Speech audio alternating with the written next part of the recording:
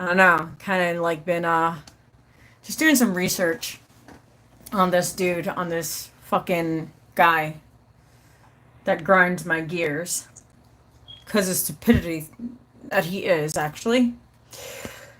So we're gonna cover another clip from his name is Mark Levin. Levin, it's right here. He's on Rumble, so you guys can check him out. Let's okay. So we're going to follow through with this gentleman, Mark, and let's see what he has to say. I've seen a few minutes of it. It's really interesting. I like him. He has some great points, which I believe all of us need to listen to. Yep, we're going to cover this, I believe, until probably until November. Because we're going to make sure that this dude does not win. At all. Because it's going to be a sad day for us New Yorkers if he does. So welcome to my channel, Angel of Enlightenment. Please like, subscribe, share, comment. Also, please press the notification. I can't even talk. Welcome to my channel, Angels of Enlightenment. Please like, subscribe, share, comment. Also, please press the notification button so you see my posts. You will get notified. Also, check me on my other platforms, my Telegram, my YouTube, my Rumble, and here on YouTube, which this is my Rumble. It's not literally my own channel, but I'm signed in. So we're going to see the shenanigans. That's all. So let's enjoy. All right?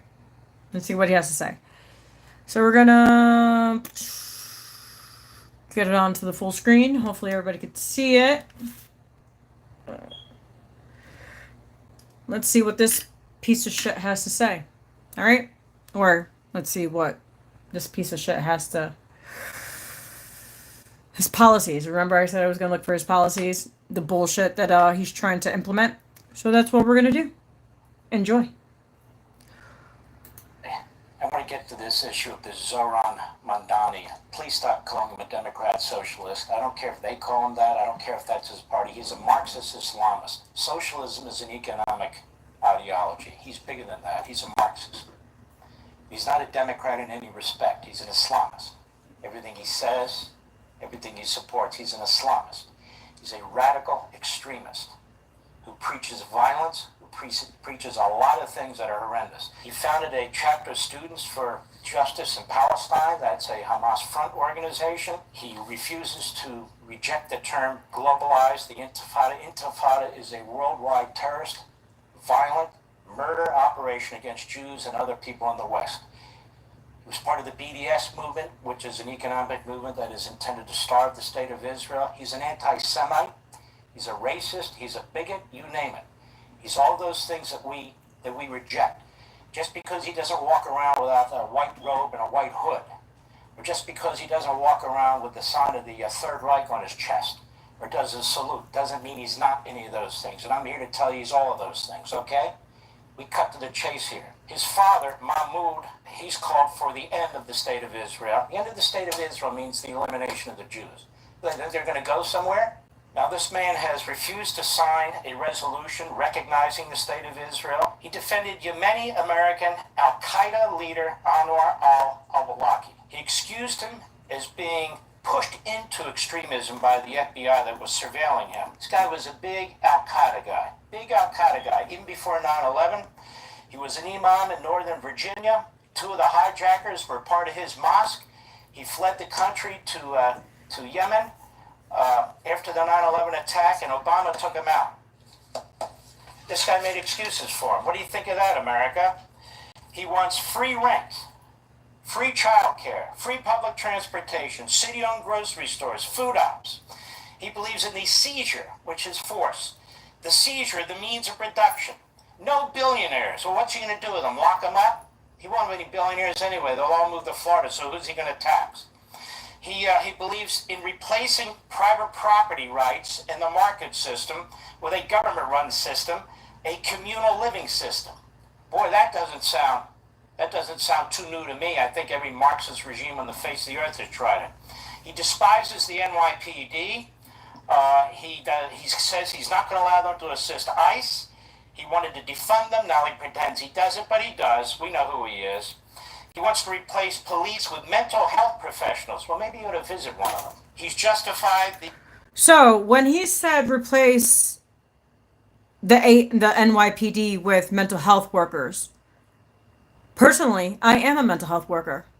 Let me fucking tell you, if this does happen, I will not be going.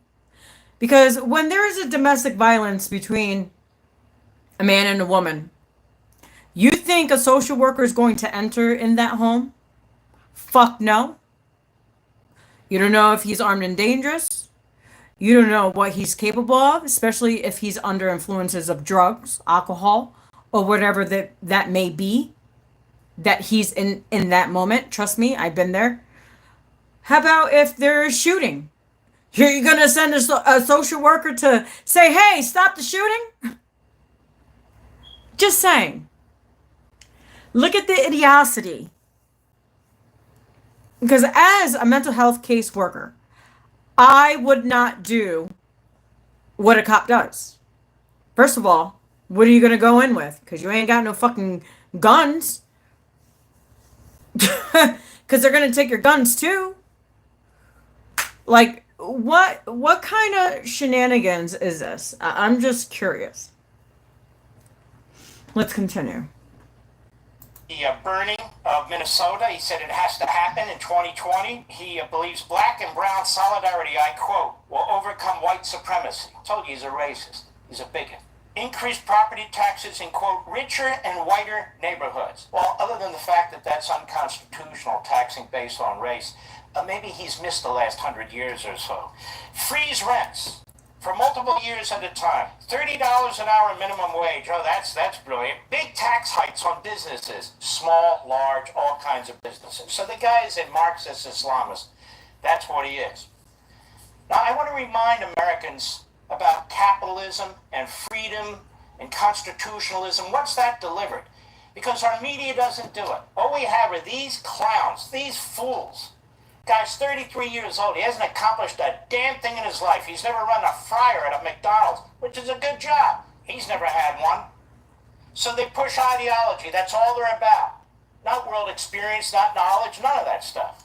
And this is a radical coup. This is a bad dude. I want to remind you, and I'm going to my new book, On Power, by the way, and we will talk about this in the weeks ahead because I think it's a powerful book. It's very important for our time. And I write in here, economist George Reisman, in his 1996 book, Capitalism, makes an overwhelming case for the universal benefits of capitalism. We Americans don't make the case for our country, our economic system, our governing system, our history. Instead, we're constantly defending ourselves and responding to these reprobates. How about we make the case for the greatest country on the face of the earth, the greatest economic system on the face of the earth? Let me start. Let's try it this way. Industrial civilization has radically increased life expectancy.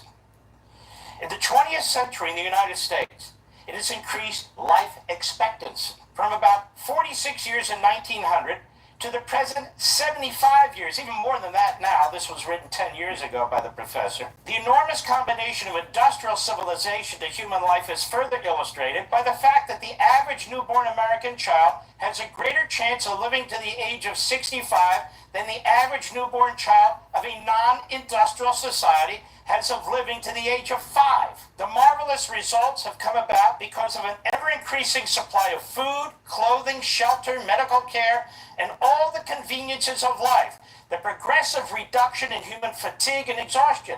All of this has taken place on a foundation of actual science, technology, capitalism, which had made possible the continuous development and introduction of new and improved products and more efficient methods of production. Yes, which is why the communist regimes are always trying to steal our technology, because they can't do it on their own. And by the way, I watch this guy walk around. He's in a car. He's got a nice suit. Where the hell does he think that comes from? Capitalism. Let's go on. Famine has been ended.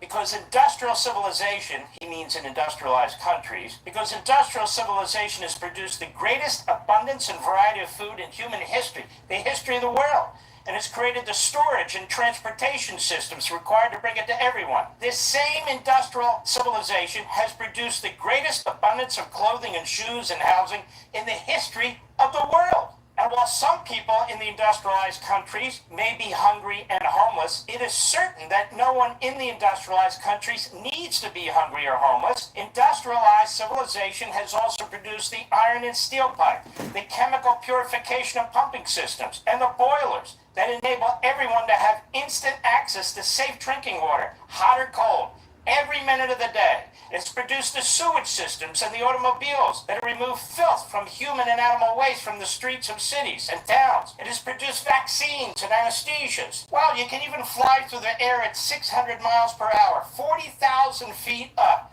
watching movies and sipping martinis in air-conditioned comfort as they do so. In the United States, most people can have all this. And spacious homes or apartments, carpeted and fully furnished, with indoor plumbing, central heating, air conditioning, refrigerators, freezers, gas and electric stoves. And people have all this, as well as long life and good health, as a result of working 40 hours a week. Never before in human history. Indeed, as I write, in the United States, a walk through a neighborhood supermarket, itself a word unheard of less than a century ago, a neighborhood supermarket, makes available to anyone and everyone more abundance and choices of food, beverages, over-the-counter pharmaceutical products, cleaning products, and toiletries, among other things, from every corner of the country and the planet, packaged to ensure their freshness and safety than at any time in human existence. An assembly line worker, plumber, electrician, bus driver, and janitor have more material goods at their fingertips than Caesar, King George III, and Stalin ever did or could have imagined. Exactly. Marxism is incompatible with limited government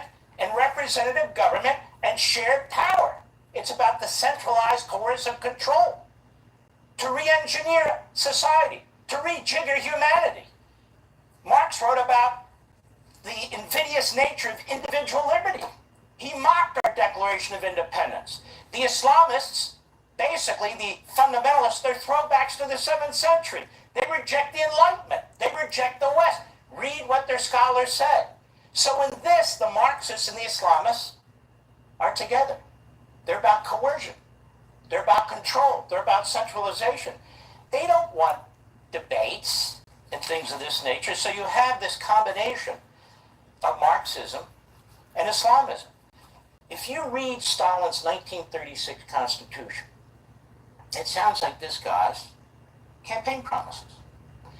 Stalin was a mass murderer.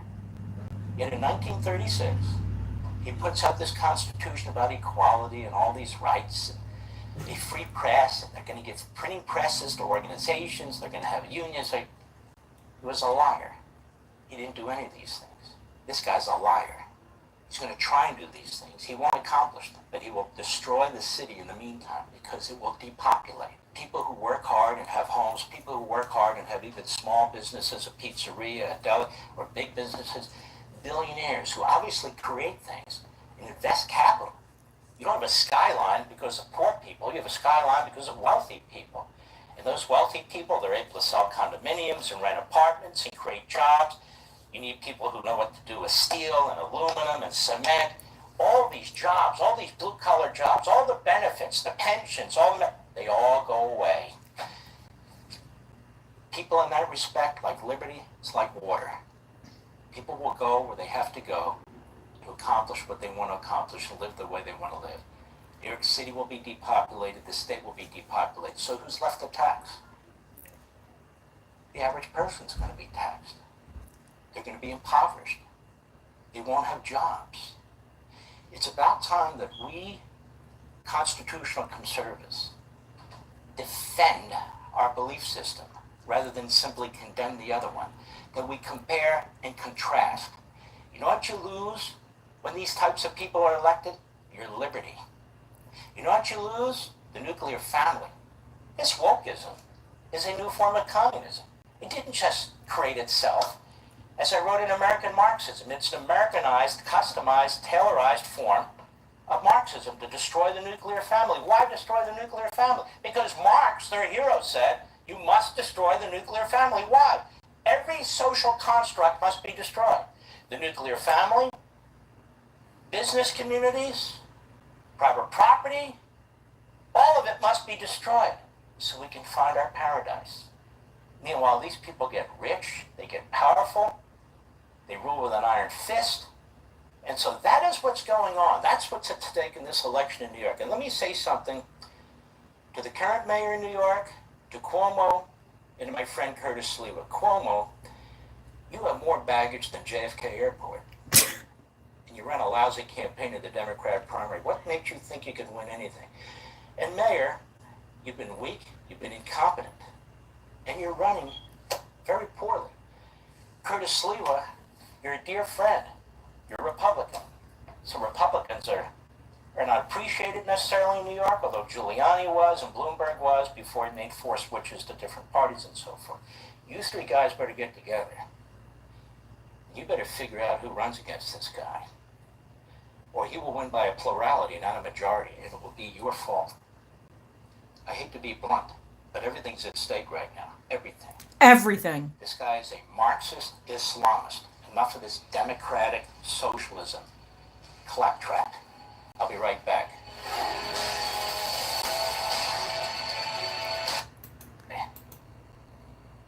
Well, guys, there you go, folks. You want to frame that?